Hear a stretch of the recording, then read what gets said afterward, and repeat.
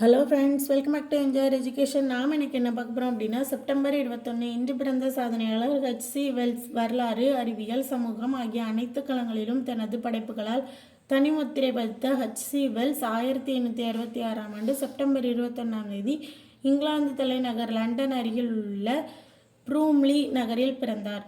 இவரது முதல் நாவலான the time machine 1895ஆம் ஆண்டு வெளிவந்தது மகத்தான வெற்றி பெற்றது. இதன் பின் இவர் இலக்கிய உலகின் பரபரப்பாக பேசப்படும் எழுத்தாளர் ஆனார். இவர் இதனைத் தொடர்ந்து அறிவியல் புனைக்கதைகள் எழுதி வந்தார். 1920ஆம் ஆண்டு வெளிவந்த அவுட்லைன் ஆஃப் ஹிஸ்டரி புத்தகம் விற்பனையில் சாதனை படைத்தது.